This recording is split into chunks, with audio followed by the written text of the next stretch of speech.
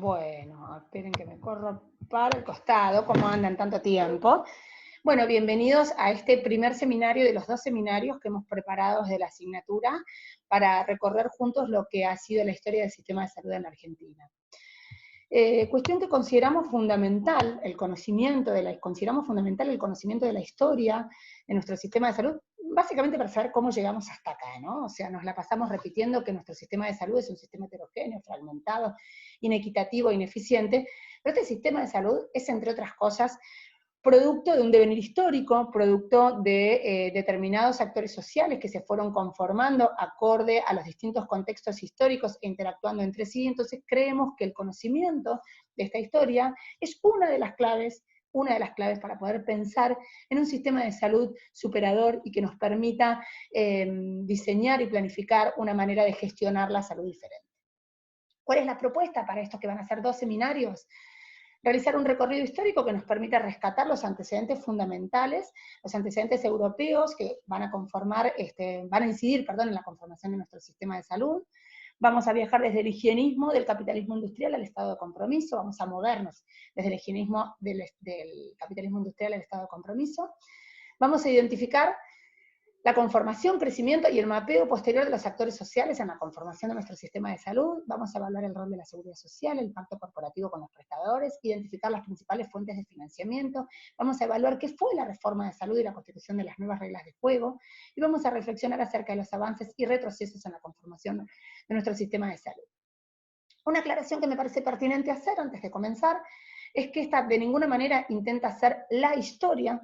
Difícilmente se puede hablar de la historia. Cuando historizamos procesos, lo que hacemos es un recorte parcial, intencionado, ideológico, desde un posicionamiento ideológico, desde el que hace el recorte, y esto es lo que hemos hecho desde la asignatura. Hemos elegido aquellos hechos que consideramos que son fundantes y que nos van a permitir entender qué pasó con nuestro sistema de salud. Muy bien, vamos a pensar en nuestro mojón de largada. ¿Dónde vamos a empezar nuestro relato? Muy bien, vamos a situarnos en la segunda mitad del siglo XIX, en Europa, 1850, 1848 aproximadamente. ¿Qué sucede en Europa en este momento? Varias cosas. Europa es atravesada en parte por las consecuencias dramáticas que empiezan a desprenderse de la revolución industrial. Este proceso, que inicialmente había sido valorado y validado únicamente como un proceso evolutivo para la especie humana, empieza a mostrar su cara más dramática, su costado más oscuro, que por supuesto es el impacto en las condiciones de vida de la clase trabajadora. Bien, simultáneamente Marx y Engels en 1848 están terminando de escribir el manifiesto del Partido Comunista. En una de sus primeras páginas se encuentra una frase profética que dice: un fantasma recorre Europa. Las élites dominantes escuchan esta frase y entienden que es necesario diseñar una estrategia que les permita, por un lado, mantener el statu quo, mantener las condiciones de producción, pero van a tener que aflojar la soga con la clase trabajadora, porque entienden que ese descontento de la clase trabajadora empieza a poner en riesgo, ¿sí?, su rol dominante. Vamos a mirar particularmente qué sucede en Alemania. En Alemania, digamos, si bien es uno de los países que se considera, digamos, más industrializados en la época, a diferencia de los países que vienen haciendo punta en la región en ese momento, que son Inglaterra y Francia, en Alemania el proceso de industrialización es un poco más rezagado, se vive, digamos, de manera más retrasada, pero con un gran descontento social. Pensemos en la revolución del 80, la generación del 80, donde estaba ni más ni menos que nuestro amigo Rudolf Virchow, al cual mencionamos en el primer cuatrimestre, que decía cosas como que la medicina es una ciencia social o que la política no es más que medicina a gran escala. Bien, una figura saliente de la época, el canciller Otto von Bismarck, conocido como el canciller de hierro, se la ve venir, se da cuenta que es necesario frenar esta revolución que puede poner en riesgo todo lo conseguido por las élites dominantes hasta el momento, y se da cuenta que para esto es necesario beneficiar de alguna manera a la clase trabajadora para frenar su descontento.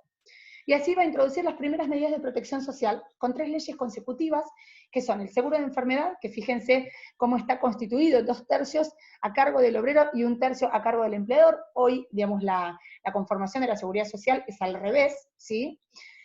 Un seguro por accidentes de trabajo que va a estar 100% a cargo del empleador, y las pensiones por vejez e invalidez que van a estar a cargo del Estado, del obrero y del empleador. Queda constituido así lo que inclusive al día de hoy se conoce como modelo bismarckiano, ¿Qué características tiene el modelo bismarckiano o el modelo de la seguridad social alemana? Primero, que está vinculado exclusivamente al mundo del trabajo. Esto es, todas estas medidas de seguridad social son para la clase trabajadora, eventualmente para sus familias, pero uno necesita previamente estar dentro del universo del trabajador. ¿Y qué es tripartito? Que va a estar financiado por tres financiadores, que son el empleado, el empleador y el Estado. Bien, entonces dijimos, en Europa a mitad del siglo XIX, mitad ya avanzado del siglo XIX, 1880. Este modelo entonces se va a instalar en Alemania desde fines del siglo XIX hasta principios del siglo XX, de manera tal que cuando termina la Primera Guerra Mundial, los países, digamos, que van a quedarse con territorio alemán, se van a encontrar con que tienen este modelo de seguridad social y que tienen que hacer algo con el mismo, ¿sí? ¿Qué va a pasar entonces, por ejemplo? Que Rusia, que firma con Alemania un armisticio, el armisticio de Brest-Litovsk, va a establecer por decreto un sistema amplio de prestaciones a cargo del Estado, o sea, se queda con el sistema de seguridad social alemán, pero lo que hace es, lo pone todo a cargo del Estado. En vez de ser tripartito, lo deja todo a cargo del Estado. Acá se menciona por primera vez, aparece el término seguridad social, ¿sí? ¿Qué sucede en Francia mientras tanto? Francia, mediante el Tratado de Versalles, se va a quedar con dos territorios alemanes, ¿sí? Con Alsacia y Lorena. Entonces el Estado francés se encuentra ante la disyuntiva de, bueno, ¿qué hacemos con este sistema de seguridad social que heredamos de estos dos territorios alemanes? ¿Qué hacemos? ¿Lo desarmamos o lo extendemos a todo el territorio francés? ¿Sí? Entonces, ¿qué se hace? Se presenta un proyecto finalmente, se decide extender este sistema de seguridad social a todo el territorio francés. Se presenta un proyecto que va a ser muy discutido, muy debatido. De hecho, el proyecto se presenta en 1922 en el Parlamento francés y recién se aprueba en 1928, fíjense si no fue discutido. Y algo que es muy interesante, que señalan los historiadores de la época, es que el cuerpo médico de la época, el cuerpo médico francés, ¿sí?, representaban mutualidades y cooperativas, o sea, médicos que ejercían su profesión de manera absolutamente liberal, va a realizar una enconada y férrea oposición al proyecto. ¿Por qué? Porque temen ser absorbidos por el sistema. ¿Les suena esto? Esto de ser absorbidos por el sistema. ¿Les suena esto de la pamización? Esto de que te absorban. Bien, esto tiene más de 100 años de evolución, ¿sí? Bien, continúa corriendo el tiempo. Entre la Primera y la Segunda Guerra Mundial, estas iniciativas introducidas, con sus diferencias, por supuesto, por Inglaterra, Alemania y Francia, a las que genéricamente se las va a denominar seguridad social, se van a extender al resto de los países europeos y con unos años de demora al continente americano, donde, ojo, ya existían ciertas formas organizativas de autocuidado. Estados Unidos siempre va a ser un caso aparte. Estados Unidos siempre va a tener un manejo distinto en lo que respecta a la organización de sus sistemas sanitarios, ¿sí?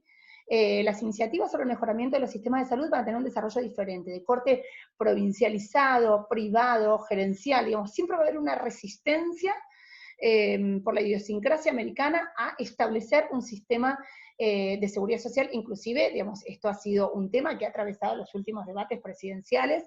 Digo, Obama en su momento fue cuestionado por gran parte de la sociedad norteamericana por la intención de establecer un sistema de seguridad social estatal. Digo, es un debate que se viene dando en los Estados Unidos hace más de 100 años. Simultáneamente, a principios del siglo XX, en 1910, aparece en Estados Unidos un educador, que ustedes ya han escuchado nombrar, desde el curso de ingreso a la fecha, que es Abraham Flexner, ¿sí? El modelo flexneriano de educación médica, que es el que hemos venido a superar nosotros con la currícula innovada. Flexner va a publicar para esta época un informe sobre la educación médica en Estados Unidos y en Canadá, y va a hacer especial hincapié en la necesidad de sustentar la formación de médicos en conocimientos basados en evidencia científica. La investigación para Flexner va a ser clave, es el corazón de la formación del recurso humano. Este informe Flexner va a alcanzar gran trascendencia en Europa y va a alentar la inserción de la investigación en el corazón de la formación de recursos humanos. Bien, fíjense cuántos años más tarde Estados Unidos va a pensar una política de protección social, una política de seguridad social. Recién en 1935, como consecuencia de la Gran Depresión, del crack financiero, Roosevelt va a poner en marcha lo que se conoció como la New Deal, ¿no? Este paquete de políticas sociales que iban a fundamentar una serie de reformas orientadas al bienestar público. En 1935, cuando en el resto de los países les llevan por lo menos 15, 20 años en Europa. Bien, estas medidas también iban a intentar procurar establecerse como derechos sociales y son las que posteriormente, varios años después, van a dar lugar a la creación de los entes estatales que inclusive existen hoy en día, que son el Medicare y el Medicaid. Se empieza a configurar la posibilidad de que el Estado se constituya como un actor social de peso en el campo sanitario, tensionando ¿sí? Con los actores privados hasta la fecha, ¿sí? O sea, si hay un país donde estas tensiones se evidencian de manera descarnada, este país es Estados Unidos, ¿sí? Bien, hagamos un parate. Vamos a ver entonces, hasta 1930, entre 1920 y 1930, cuál era el concepto, cuál era el paradigma respecto de la cuestión salud en la mayoría de los países occidentales, si se quiere. Bien, para ese momento la salud, en tanto componente de bienestar de la población, no era entendida como asunto del Estado, ¿sí? El Estado intervenía fundamentalmente en las cuestiones de epidemias, sanidad de fronteras, emergencias. El concepto más extendido respecto de la salud era su pertenencia a la órbita individual, ¿sí? Digamos, la salud como bienestar de la población era asunto de cada uno, ¿está? Recién a partir de la segunda posguerra, o sea, a partir de la Segunda Guerra Mundial, la mención de la cuestión salud como cuestión de Estado empieza a extenderse en las cartas constitucionales de la región.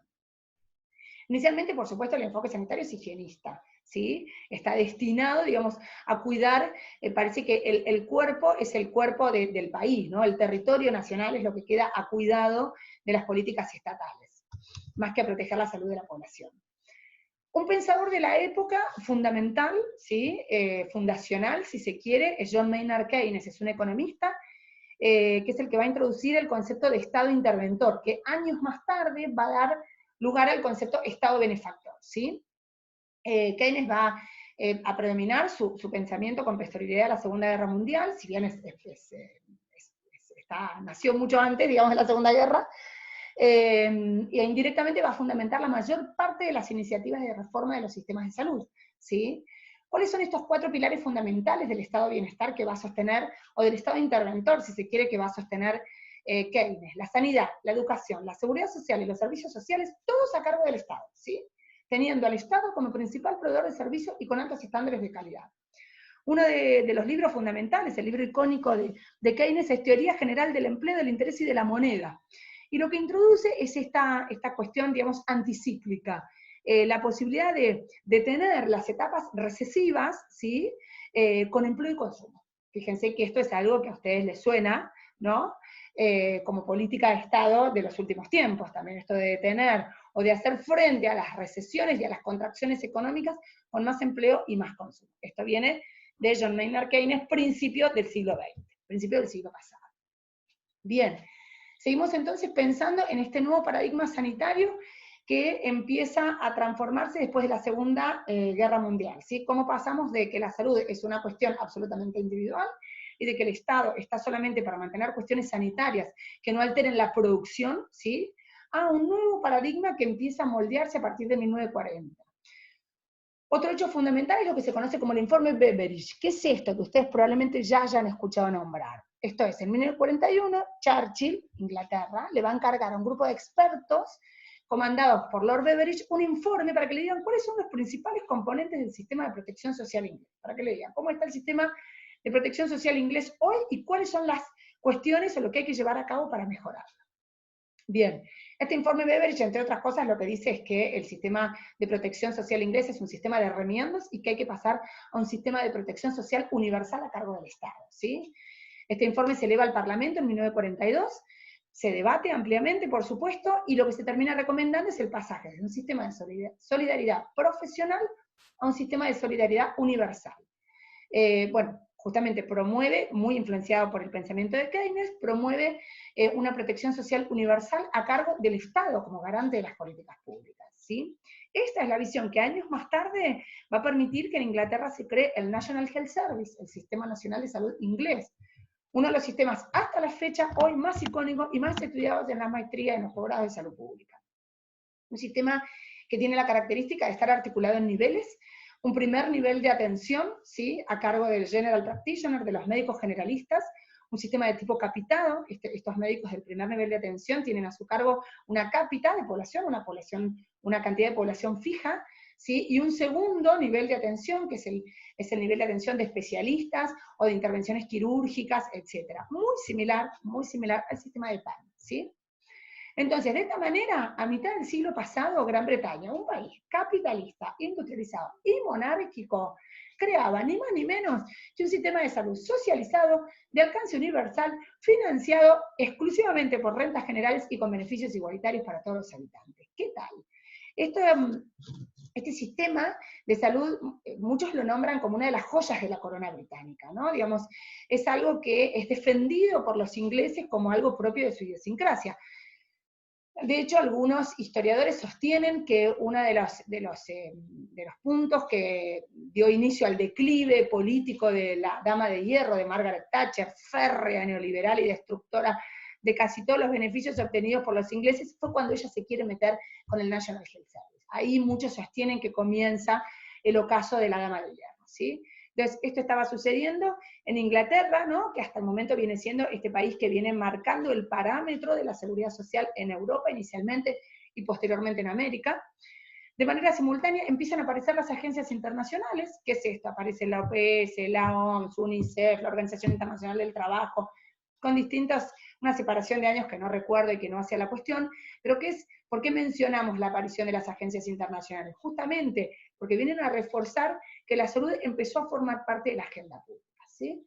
Esto que hasta hace 20, 30 años atrás se consideraba que era de órbita exclusivamente privada, ahora es de órbita pública. Son los estados los que tienen que garantizar estándares y parámetros mínimos de acceso a la salud de su población, ¿sí? Bien, así entramos entonces a la segunda posguerra. Ahora, este fue el panorama a nivel internacional, el panorama a nivel europeo, fundamentalmente. ¿Qué estaba sucediendo mientras tanto aquí en Europa? Aquí en Argentina, perdón. Bien, vamos a ver entonces, vamos a armar un paralelo entre todo esto que acabamos de contar que sucedía en Europa y lo que sucedía en Argentina. Vamos a utilizar la taxonomía, digamos, la clasificación de un autor que es Hugo Santiago Arce, que es un historiador de la salud, que está dentro de la bibliografía complementaria, que lo que hace es clasifica la evolución de los sistemas de salud según el tiempo, según la fecha, ¿no? Entonces él dice que hasta 1945 nuestro modelo de salud, nuestro sistema era un modelo pluralista no regulado. Ahora vamos a ver por qué. Que de 1945 a 1955 asistimos o tenemos un modelo de planificación estatal centralizada. Esto creo que no requiere mucha explicación. De 1955 a 1990 vamos a tener un modelo pluralista de regulación descentralizada, ya veremos por qué, y a partir de 1990 un modelo pluralista de competencia regular. Muy bien. Vamos entonces a ver, ya vimos qué sucedía con la organización sanitaria en Europa a fines del siglo XIX, vamos a ver qué sucedía con la organización sanitaria en la Argentina a fines del siglo XIX y principios del siglo XX. Bien, respecto al funcionamiento y regulación de las instituciones estatales, bueno, primero cabe aclarar que no había una planificación estatal centralizada, claramente, sino que el funcionamiento estaba caracterizado por la existencia de servicios pertenecientes a distintas jurisdicciones y naturaleza jurídica, sin una regulación destacada ni un plan de inversiones por parte del Estado, que las instituciones podían ser administradas a grandes rasgos por 4 actores: el Estado, organizaciones de beneficencia que tenían un enorme peso, entidades mutuales y entidades confesionales, ¿sí? Estos cuatro actores, si se quiere, institucionales o administrativos, son los que gravitaban el sistema de salud a fines del siglo XIX. El paradigma imperante era el higienismo, de la misma manera que en Europa. Hay grandes nombres que van a construir el higienismo en la Argentina. Ramos Mejía a la cabeza y Emilio Coni, podemos decir que son los grandes nombres de la época. El higienismo surge como consecuencia del capitalismo industrial, ¿sí? Y la necesidad de mantener un ritmo de producción. Lo cual, ojo, no quiere decir que no tuviera algún efecto beneficioso sobre la población de obreros, ¿sí? Pero el objetivo del higienismo no es mantener la salud de los obreros, sino que es mantener un ritmo de producción, ¿sí? Uno de sus principales exponentes, como decíamos acá en Argentina, fue Ramos Mejía, un liberal absoluto, que termina en una gran contradicción, Ramos Mejía, porque gran parte de sus escritos terminan de alguna manera avalando o permitiendo la intromisión del Estado en la esfera privada de los habitantes como condición para mantener la salud pública. Esto que también se cuestiona mucho hoy, hasta dónde el Estado puede intervenir en la vida privada de los habitantes para mantener la salud pública. Esto para Ramos Mejía, un tremendo liberal, era un gran dilema ético. Hay un evento fundante en el sanitarismo argentino, o en el higienismo argentino, si se quiere, de esa época, que es la epidemia de fiebre amarilla, ¿sí? 1871, la epidemia que hizo que, entre otras cosas, por ejemplo, la clase, hasta ese momento, la clase dominante, las élites, no vivían en Recoleta, en Capital Federal, sino que vivían en San Telmo, en el barrio sur. Bueno, se trasladan, como consecuencia de la fiebre amarilla, las élites dominantes se van a trasladar hacia la zona norte de la capital federal y el Gran Buenos Aires. Pero ¿qué es lo que sucede fundamentalmente con esta epidemia? Que las élites dominantes, así como von Bismarck en 1880 dice, si no paramos a estos revolucionarios vamos a poner en peligro todo lo conseguido. Bueno, de alguna manera este mismo efecto tiene la epidemia de fiebre amarilla sobre las élites dominantes de la época en Argentina, ¿sí? ¿Qué se dan cuenta? Que para tener, como dice Ramos Mejía, para tener un cuerpo sano, libre de enfermedades, se requiere de un saneamiento de la moral y las costumbres. Y esto es lo que va a permitir la intromisión estatal en la vida privada. Aparece esta premisa del saneamiento de los espacios públicos, del saneamiento ambiental, que también, de lo contrario, de no realizarse, pueden poner en peligro la vida, las costumbres y la producción de las élites de la época. La premisa mens sana in corpore sano, dice Ramos Mejía, vale tanto para los cuerpos biológicos como para los cuerpos sociales, ¿sí? Él sostiene algo así como que una sociedad desprovista de hábitos higiénicos que solo se pueden adquirir mediante procesos pedagógicos, o sea, hay que enseñarle a la sociedad a ser limpita, ¿sí? Digamos, una sociedad desprovista de estos hábitos higiénicos, sostienen los higienistas de la época, que está destinada a la tragedia del contagio, ¿sí? Entonces, el higienismo se va a instalar a partir de estas premisas. Otro de los higienistas destacados de la época, que algunos autores sostienen que por su manera de planificar podría ser llamado también un salubrista de la época, es Emilio Coni. Discípulo de Rawson, bueno, fue un hombre muy destacado respecto de la organización sanitaria. Por supuesto, su pensamiento influenciado por el pensamiento europeo, como el de todos los higienistas de la época. Va a crear la asistencia pública, dependiente de la Municipalidad de Buenos Aires, ¿sí? La Dirección de Asistencia Pública, que posteriormente se va a replicar en las ciudades más importantes del país. ¿Y qué le va a pasar a Coni? Que va a entrar en tensión, ¿sí?, con otra de las entidades claves de la época, que eran las demás de beneficencia, ¿no? Coni va a mostrar esta tensión que existe, esta tensión soterrada que existe en esa época entre el funcionario público y las entidades filantrópicas, ¿sí? Ambos manejando presupuestos muy importantes y ambos tomando decisiones muy importantes. Fíjense cómo las decisiones de política sanitaria, ¿sí?, están en manos de entidades tan dispares, ¿sí?, como las damas de beneficencia y entidades estatales. Esta dicotomía se mantuvo durante mucho tiempo, fueron cambiando los actores sociales, pero esta dicotomía se sostiene. Bien, ¿cuáles son las principales instituciones de la época? Como decíamos, las estatales, donde están las dos más importantes son el Departamento Nacional de Higiene, que es lo que muchos años más tarde, después de sufrir varias transformaciones, va a dar lugar al Ministerio de Salud, y la Comisión Asesora de Asilos y Hospitales Regionales. Y las damas de beneficencia, como les decía, que si bien hoy puede sonar gracioso, y suena por supuesto más a personajes de la ópera Eva con Nacha Guevara, ¿no es cierto? No sé si alguno la vio, si no lo vio, véanlo, es genial. Pero las damas de beneficencia, lo cierto es que se ocupaban ni más ni menos que de la administración de los hospitales públicos, así que manejaban un presupuesto gigantesco. Estaban nucleadas en una federación que tenía presencia en todas las principales ciudades del país y tenían muchísimo poder, por una cuestión de capital social, de pertenencia a las familias patricias más influyentes de la Argentina, pero además por el gran presupuesto que manejaban, ¿sí? Como decíamos, esta duplicidad entre funcionarios y entidades filantrópicas, se imaginan que no estaba exenta de tensiones. Bien. Y mientras tanto, junto con esto, junto con, digamos, estas instituciones, si se quiere, estatales o paraestatales, estaban empezando a aparecer las primeras mutuales en nuestro país, a fines de los 80, con la generación del 80. A ver, ¿por qué con la generación del 80? ¿Por qué situamos a la generación del 80 como el momento político que va a dar el puntapié, ¿no?, a la organización de las primeras mutuales en nuestro país? ¿Por qué? Porque la generación del 80 sostiene como modelo económico un modelo agroexportador, ¿sí? Este modelo agroexportador necesita en un territorio gigante como la Argentina estimular, entre otras cosas, políticas migratorias, ¿sí? Entonces, la generación del 80 es de alguna manera la que genera las grandes oleadas migratorias de fines del siglo XIX y principios del siglo XX. Entonces, llegan estas grandes masas de obreros inmigrantes que no solo son los responsables de que muchos de nosotros tengamos abuelos españoles e italianos, sino que también lo que hacen estos obreros van a trasladar sus formas de organización sindical y mutual europeas, que como vimos empezaron varios años atrás, y van a dar el puntapié inicial a las primeras organizaciones de este tipo en nuestro país, ¿sí? Estas primeras, las organizaciones que tuvieron más desarrollo en nuestro país, las organizaciones sindicales que tuvieron más desarrollo, fueron las de corte, en términos ideológicos, las de corte anarquista y socialista, ¿sí?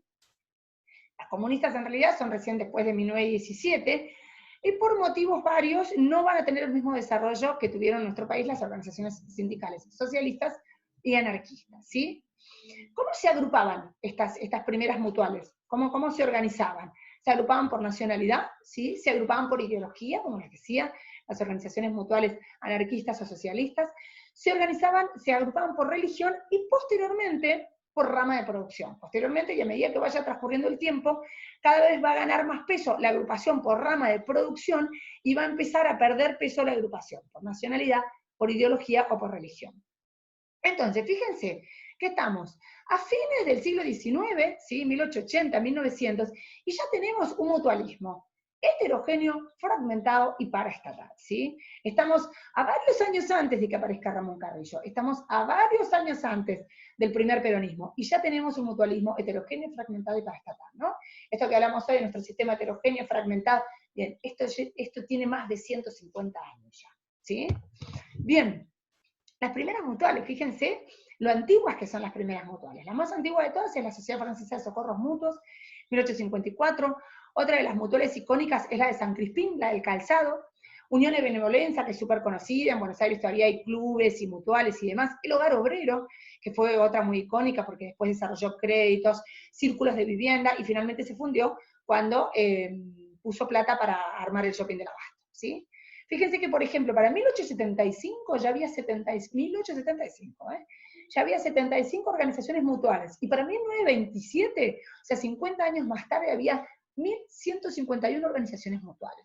Estas están sentando las bases de dos grandes actores de nuestro sistema de salud, o dos grandes subsistemas de nuestro sistema de salud. Están sentando las bases para las obras sociales y para las entidades de medicina privada, ¿sí? Bien. La actividad principal de las organizaciones mutuales en ese momento era la financiación de servicios sociales y en particular la asistencia médica, ¿sí? O sea, había toda una asistencia a la familia del trabajador, pensiones por viudez, discapacidad, invalidez y seguros de enfermedad, fundamentalmente, ¿sí?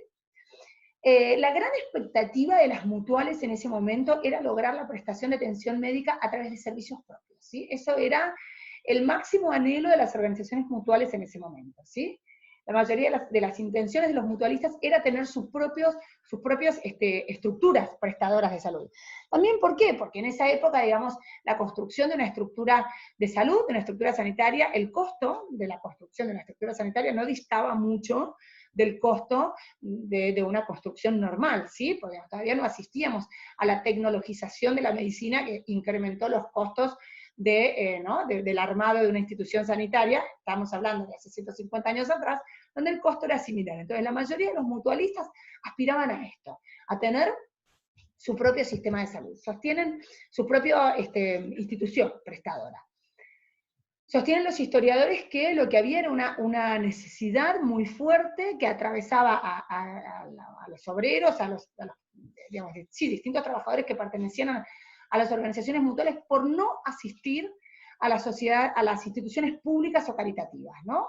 Se hacían muchísimo esfuerzo, se pagaban cuotas extras adicionales, lo que hoy conocemos mucho de nosotros como coseguros, para poder asistir, ¿sí?, a instituciones que no fuesen las instituciones públicas ni caritativas. Bien, la mayoría de las mutuales en realidad no contaba con servicios propios, si bien era su máxima aspiración, no contaba con servicios propios y lo que hacía era financiar prestaciones brindadas en otros efectores del sistema, ¿sí? Fíjense cómo hace ya más de 100 años empieza a aparecer esto. La mutual, precursora de una obra social, ¿sí?, va a financiar la atención de su beneficiario, ¿sí?, en una institución que pertenece a otro efector del sistema. ¿A qué le suena esto? A cómo la obra social, años más tarde, va a derivar sus aportes, ¿sí?, a una empresa de medicina prepaga para que un afiliado a OSPOSE se termine atendiendo en la clínica Los Arcos, ¿sí? Fíjense, esto se empieza, este entramado se empieza a estructurar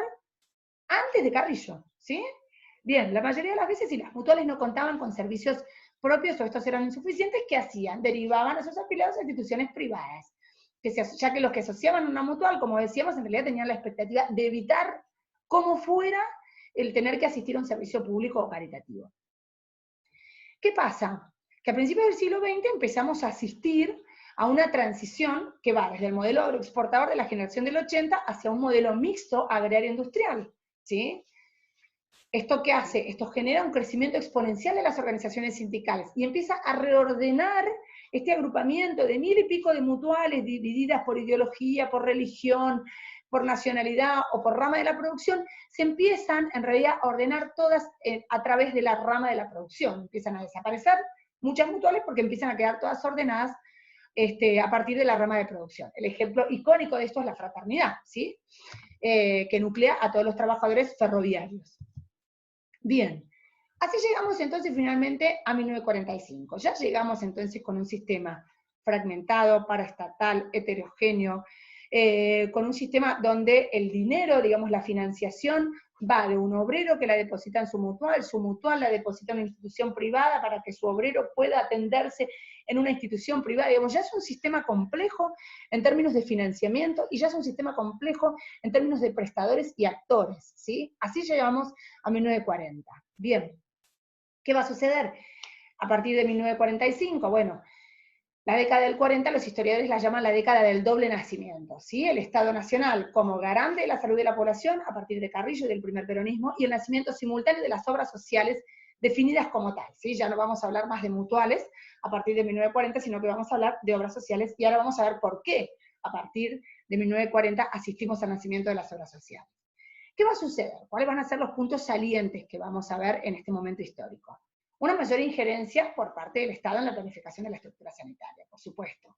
Esto va a tener una relación directamente proporcional con el aumento creciente de la jerarquía de los organismos estatales que van a entender los problemas sanitarios. Vamos a asistir ni más ni menos que a la creación del Ministerio de Salud. Aquella vieja dirección de planeamiento se va a transformar en un Ministerio de Salud. En 1943, un grupo de militares autodenominados Grupo, no me sale ahora qué, Unidos, derroca al presidente Castillo. En este grupo destaca el general Juan Domingo Perón, que desde la Secretaría de Trabajo y Previsión va a adquirir notable influencia y va a ganar las elecciones en 1943. Va a ser acompañado en sus dos primeros mandatos por el doctor Ramón Carrillo, que va a marcar un antes y un después en la organización sanitaria. Y quiero hacer acá un paréntesis. Carrillo ya era Carrillo antes del peronismo, ¿sí? Carrillo, capaz me equivoco los años por 2 o 3 años, pero entre los 35 y 37 años ya era médico, neurocirujano, había bajado a Francia, se había formado. Era el director del Servicio de Neurocirugía del Hospital Militar Central. Había ganado la titularidad de la Cátedra de Neurocirugía de la Universidad de Buenos Aires. Digo, Carrillo ya era un superhombre antes del peronismo. De hecho, algunos historiadores se preguntan si el peronismo hubiese sido el peronismo tal cual lo conocemos sin Carrillo. Me parece que Carrillo hizo suya aquella máxima de Virchow, ¿no? De que la política no es más que medicina a gran escala. Carrillo no solo era un hombre de acción, porque muchas veces Carrillo ha trascendido como aquel que duplicó la capacidad de camas hospitalarias, ¿no? Es como el gran constructor de hospitales, por supuesto que sí. Fue un gran constructor de hospitales, pero además fue un teórico, fue un ideólogo, fue sin saberlo un planificador, ¿sí? Carrillo se dedicó a escribir y a pensar en qué tenía que suceder adentro de los hospitales. No era solo construir hospitales, sino que era pensar para qué se construían estos hospitales y formando parte de qué sistema tenían que estar estos hospitales. Se va a enfrentar, igual que le pasó a Connie, a este higienista que lo precedió en 50 años, se va a enfrentar a la imposibilidad de unificar, ¿sí?, bajo la órbita estatal a cuestiones asistenciales de los trabajadores y las funciones reguladoras y planificadoras en materia de salud por parte del Estado en la misma estructura. Las organizaciones sindicales van a tensionar permanentemente por salirse de la órbita del Ministerio de Salud, ¿sí? Entienden, desde un primer momento con el peronismo se genera una dicotomía, una contradicción, una especie de nudo gordiano entre dos grandes actores o dos grandes instituciones. Las organizaciones sindicales, por un lado, que son la base del peronismo, ¿sí?, que se retroalimentan, o sea, el peronismo retroalimenta su poder junto con el poder de las organizaciones sociales, se necesitan mutuamente, perdón, esa era la cola del gato. Entonces, por un lado tenemos este gran actor, que son las organizaciones sociales sindicales, ¿sí?, que van a tensionar permanentemente con este otro gran actor que va a hacer una gestión centralizada en un Ministerio de Salud, ¿sí? Ambos entienden, o sea, el Ministerio de Salud va a intentar permanentemente meter bajo la órbita, ¿sí?, de su cartera a las organizaciones sindicales, porque entiende que son una de las grandes prestadoras de salud de la población, y por otro lado, las organizaciones sindicales van a traccionar, van a intentar permanentemente salirse de la órbita de la cartera del Ministerio de Salud, porque entienden que por fuera del Ministerio de Salud tienen más poder, y pueden mantener su poder, ¿sí? Fíjense, cuando nosotros hablamos de la importancia de poder identificar y mapear actores sociales, hablamos ni más ni menos que de esto, ¿no? Fíjense cómo estos dos grandes actores sociales se van a tensionar mutuamente, y si bien vamos a meternos con mayor detalle y profundidad en el segundo seminario, vamos a ver que van a terminar siendo en parte responsables por acción o por omisión, ¿sí?, de legarnos el sistema de salud que tenemos hoy en día. Bien, esta dicotomía, esto que les digo, esta contradicción, esta permanente tensión entre estos dos grandes actores va a persistir a lo largo del tiempo. De manera tal que las organizaciones sociales siempre van a pretender que la institución que las regula, sea INO, sea ANSAL, sea Seguridad Social, esté bajo la órbita del Ministerio de Trabajo y no bajo de la cartera de salud, ¿sí? Esto es necesario que lo mastiquemos, que lo tengamos permanentemente presente, porque esta tensión va a manifestarse a lo largo de los próximos años. Bien, Carrillo es mucho más que planificador sanitario, esto que acabamos de decir, es el ideólogo y sostén fundamental del movimiento peronista, ¿sí? Tal como lo sostiene Virchow en la Revolución del 80 en Alemania, esto de que la medicina es una ciencia social y la política no es más que medicina a gran escala, ¿no? Uno de los objetivos fundamentales de Carrillo es incorporar el derecho a la salud como un bien social tutelado por el Estado. Durante el primer peronismo vamos a asistir a la reforma del 49, donde Carrillo lo que va a hacer es promover la salud como un derecho y como un deber, como un derecho y como un deber, en función de esta doble interpretación que fundamentaba la necesidad de ejercer el poder de policía sanitaria. Fíjense, ¿no?, que nos parecía que nombrar a Carrillo, nombrar a la policía sanitaria no era compatible. Bueno, sí, ¿sí? Cuando Carrillo instala esta idea de que la salud no es solo un derecho, sino que también es un deber, si es un deber tiene que ser cumplida. Y si tiene que ser cumplida, este cumplimiento tiene que ser monitoreado por alguien. ¿Por quién? Por el Estado, ¿sí? Carrillo sostiene, entre otras cosas, que no basta con la proclamación abstracta de los derechos de libertad, con la proclamación abstracta de los derechos de libertad e igualdad, sino que es necesario darle a los seres humanos las condiciones adecuadas para ejercer estos derechos. Bien, junto con el primer peronismo con Carrillo y el primer peronismo va a cobrar preponderancia en la organización de la prestación sanitaria una institución que es el hospital, ¿sí? El hospital, digamos, ya existía lo que se conocían como hospitales de primera generación, previo al carrillismo, ¿no? Estos hospitales pabellonados, donde cada uno de estos pabellones mantenía cierta autonomía, cuya función principal era la de aislar a los enfermos, más que la de recuperar la salud. Con Carrillo en realidad asistimos al crecimiento exponencial de los hospitales de segunda generación, fundamentalmente, ¿sí? Además, en ese momento se introduce el hormigón armado como innovación tecnológica, lo que a su vez permite un desarrollo arquitectónico de los hospitales muy particulares. Algunos autores también nombran a esta época como la época de la medicalización del hospital. ¿Esto qué quiere decir? Quiere decir que se funcionaliza y protocolariza todas las actividades que se van a desarrollar adentro del hospital, ¿sí? Esto va a conllevar a una estricta disciplina funcional y la reglamentación de todas las actividades. Esta lógica también se va a extender al diseño arquitectónico. Ya no solo hay que hacer hospitales lindos, rodeados de un gran jardín, sino que hay que hacer hospitales funcionales respecto de lo que va a suceder adentro del hospital. Carrillo, bueno, ustedes saben que escribió Teoría del Hospital, es uno de sus libros más icónicos o más relevantes. Para él el tema del hospital era un tema central, el hospital era un actor, era una pieza fundamental en el desarrollo y en la obtención de un adecuado nivel de salud. Yo les señalo esto que aparece acá porque la verdad que me encantó. Él habla de que los programas sanitarios tenían que organizarse en 3 planos concéntricos, y cada uno de estos planos concéntricos, ¿no? Y cada uno de estos planos tenía que pivotear alrededor del hombre, y para cada uno de estos planos, la salud pública tenía que contar con herramientas específicas. Y lo interesante, lo lindo de esto es que él homologa cada uno de estos planos con un reparo anatómico encefálico, ¿sí? Entonces así él sostiene que la medicina asistencial o arquimedicina es una medicina pasiva, que va a actuar sobre el individuo enfermo, de manera asistencial. Sostiene que es reparadora y que se apoya en un binomio médico-enfermo. En el siguiente plano está la medicina sanitaria o paleomedicina, que es una medicina defensiva, que ya va a actuar sobre el ambiente biofísico, saneamiento ambiental, vacunación.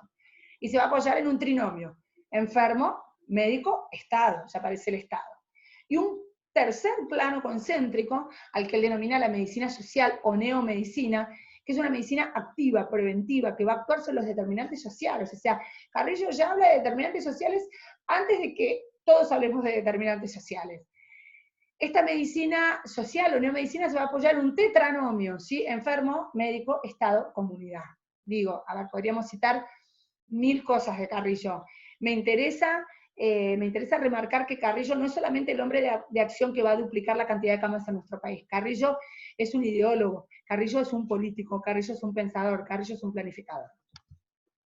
Por supuesto que nadie va a negar ciertas cuestiones estructurales que son icónicas respecto del carrillismo y del primer y segundo peronismo, que por ejemplo la duplicación de camas de 66.000 a 130.000, esta idea que tenía Carrillo que se van a poner de manifiesto entre el primero y el segundo plan quinquenal, de centralización normativa y descentralización administrativa. Tengan en mente esta frase porque esto va a ser interpretado de manera falaz a partir de la Revolución Libertadora. Carrillo entonces lo que sostiene es la centralización normativa y descentralización administrativa. Después vamos a ver qué es lo que hace con esto la Revolución Libertadora. Si bien se mantiene el carácter pluralista y la libertad de iniciativa durante el carrillismo, ¿sí?, lo que sucede obviamente es que hay una tendencia a hegemonizar el sistema mediante el abrupto incremento de la capacidad instalada pública, y hay una intención de funcionarizar al médico. ¿Por qué, en realidad? Porque ustedes piensen que previo al primer peronismo y este aumento exponencial de camas y de instituciones hospitalarias, ¿cómo se ejercía la profesión médica? De manera absolutamente liberal. Esto es, la mayoría de los profesionales médicos trabajaban de manera liberal y autónoma en sus consultorios, que le proporcionaban su sostén de vida, mientras que iban al hospital, este hospital de primera generación, estos hospitales pabellonados que tenían especies de jefes o caciques, ¿sí?, iban al hospital de manera casi benéfica, ¿no? La mayoría iban sin cobrar, entonces mantenían esta libertad y esta autonomía, este carácter liberal de la población. Con el carrillismo y este aumento de hospitales, ¿qué va a pasar? Se necesitan médicos adentro. Entonces aparece el médico como funcionario, aparece el médico rentado, el médico pago, hay que llenar los hospitales de médicos. Y el médico, una vez más, fíjense cómo aquello que se vociferaba en Francia con el Tratado de Versalles, este terror, esta especie de tensión a no verse absorbido por distintos sistemas sanitarios públicos, una vez más el médico vuelve a poner el grito en el cielo. Cuando digo el médico, hablo de la corporación médica, ¿sí? En 1945, si uno se pusiera a estudiar qué estaba pasando en ese momento en las corporaciones médicas, ¿sí?, nucleadas en distintos organismos, vamos a encontrar muchísima tensión.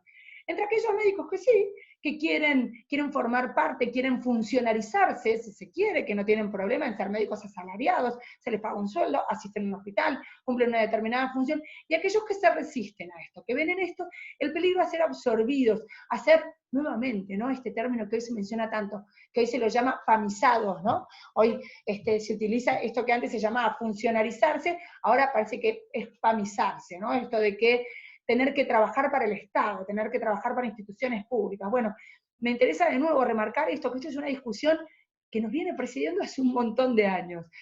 Lo que es interesante, el desafío sería ver en qué momento podemos superar esta discusión con algún concepto novedoso.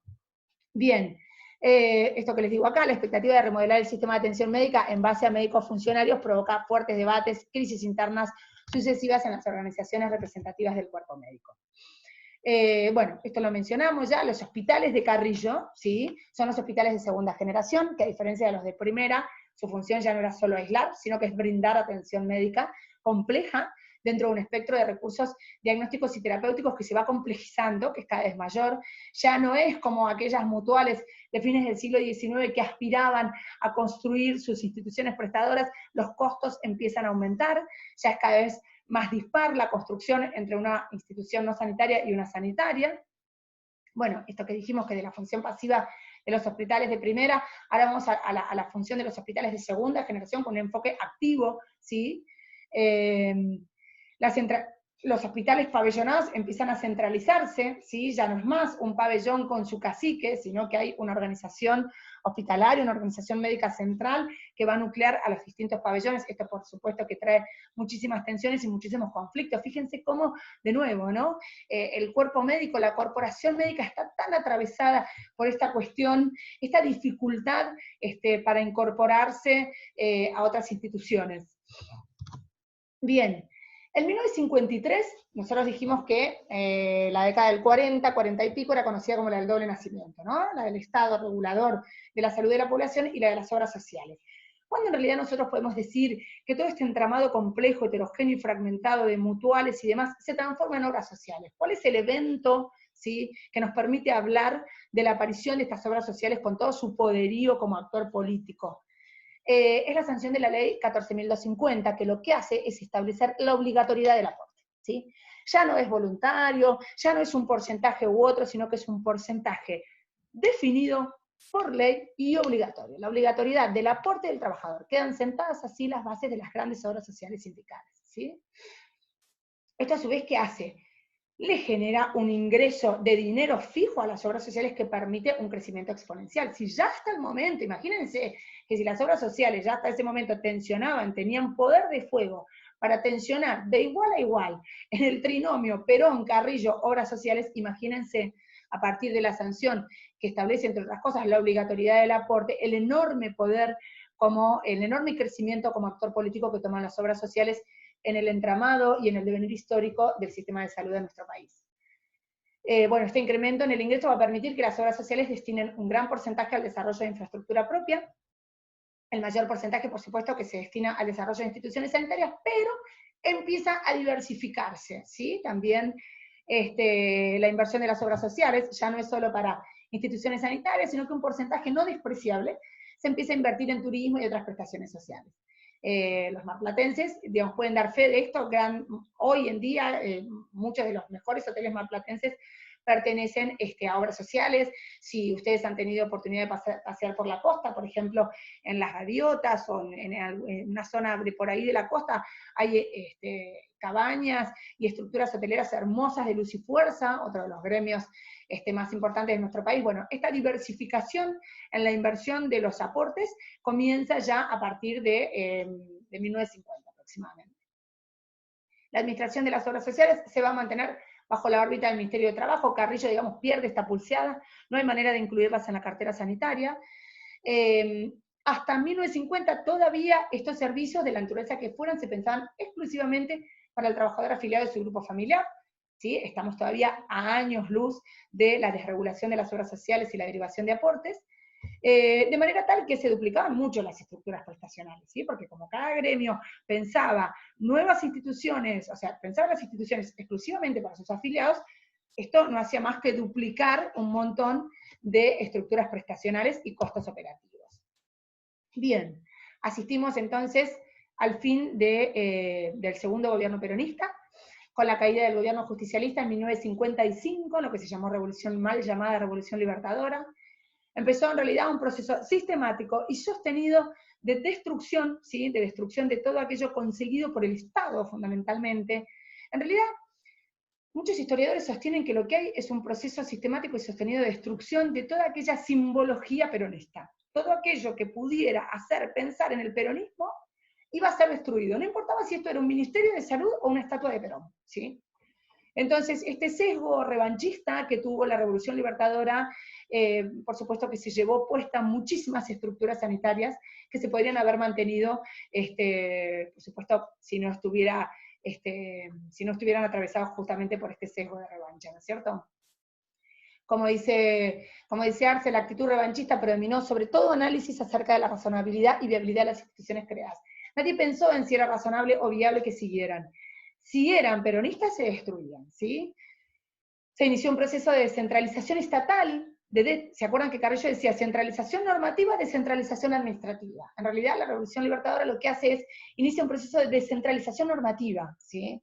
Todo aquello que antes se centralizaba en el Estado, que planificaba el Estado y le permitía administrar a las provincias o los municipios, ahora en realidad le dicen a las provincias y a los municipios, planificalo vos, nosotros no planificamos más, ¿sí? Así se transfirieron hospitales nacionales con la resistencia lógica de las jurisdicciones que no podían afrontar estos costos, se transfirieron de hecho de manera compulsiva, así que hubo, imagínense, enormes estructuras hospitalarias que cuando son transferidas a jurisdicciones que no tienen la capacidad de afrontar ese costo, esas estructuras se vinieron abajo, se deterioraron rápidamente de manera realmente vergonzosa. Finalmente Carrillo, este gran hombre que a los 35 años había hecho todo esto, este gran ideólogo del peronismo, se exilió a Belén do Pará. Me imagino que todos habrán visto el documental. Para aquellos que no lo vieron, véanlo. Carrillo terminó ejerciendo abajo de una escalera en un hospital de Belén do Pará, de manera, o sea, ad honorem, iba y ejercía su profesión médica ad honorem. Se había armado una especie de consultorio chiquitito en el hueco de una escalera.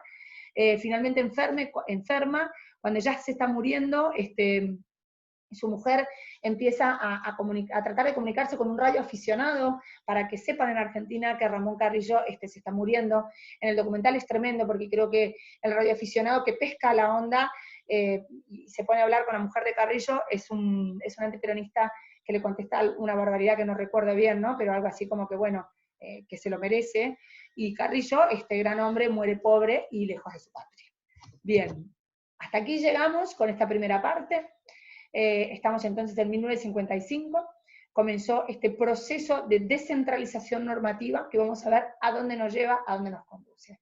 Por ahora los dejo para que piensen y reflexionen acerca de cuáles fueron los principales actores sociales protagonistas de este momento, o sea, desde 1880 hasta la fecha. Si ustedes tuviesen que mapear a los principales actores sociales, me gustaría que piensen cuáles han sido, ¿sí? Cuál es la relevancia de cada uno de ellos, cuáles son las motivaciones, los intereses y valores de cada uno de ellos, para que podamos ver en el seminario siguiente, ¿sí?, cuál va a ser el desenvolvimiento de esos actores sociales, de qué manera van a tensionar sus intereses, valores y motivaciones, y cuál va a ser el resultado y el producto final de esa tensión. Bueno, muchas gracias, nos vemos la semana que viene.